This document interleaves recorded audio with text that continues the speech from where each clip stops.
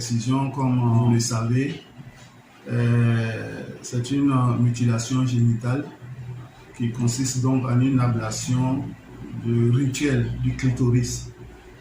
Et cette pratique, est-ce qu'elle est permise en islam? Je ne dirais pas qu'elle est interdite, elle est permise. Mais permission ne veut pas dire obligatoire. Car le prophète sallallahu alayhi wa sallam, lorsqu'il arrivait à Médine, il y a une dame qui pratiquait ça bien avant. Et quand le prophète lui a rendu visite, elle lui a demandé « Est-ce que tu continues sur ta pratique ?» Elle a dit « Oui, jusqu'à ce qu'on me dise que c'est interdit. » Et le prophète a donné des recommandations. C'était dans le sens de réguler la pratique. Donc le prophète lui a dit de ne pas exagérer dans l'ablation, de ne pas exagérer. Donc c'est ici que se pose le problème. L'objectif du prophète sallallahu alayhi wa sallam, c'était de ne pas causer du tort à la femme. Et aujourd'hui, on constate que l'excision cause plus de tort à la femme que du bien. Il est l'objet de beaucoup de maladies. Et le pire, c'est qu'il y a des femmes même qui en meurent.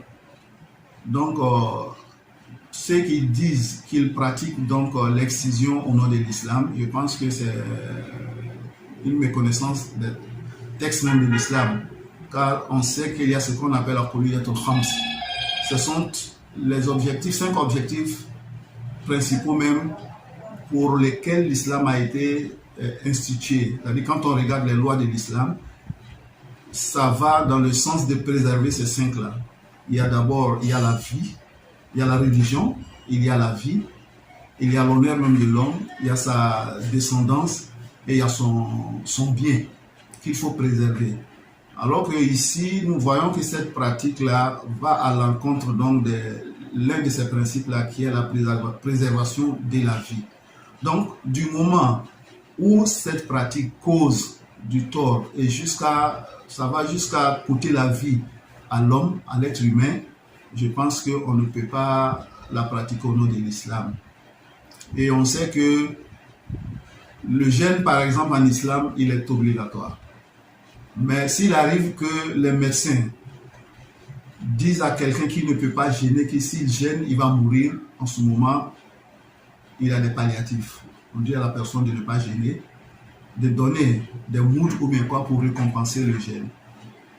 Alors si il est vrai que cette pratique aujourd'hui cause du tort à la femme, alors je pense qu'on doit l'arrêter carrément. Et d'ailleurs, le hadith sur lequel les gens se basent, ce hadith-là, on n'est pas unanime là-dessus. Vous savez qu'il y a 5 écoles. Il y a des imams qui disent qu'il est obligatoire. Il y en a qui disent que non, il n'est pas obligatoire, c'est une sunna. C'est pour l'homme qui est obligatoire, mais pour la femme, c'est une sunna.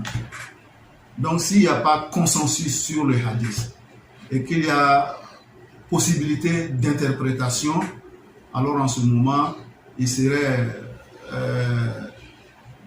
un orgueil donc intellectuel de vouloir imposer à tout le monde notre pensée.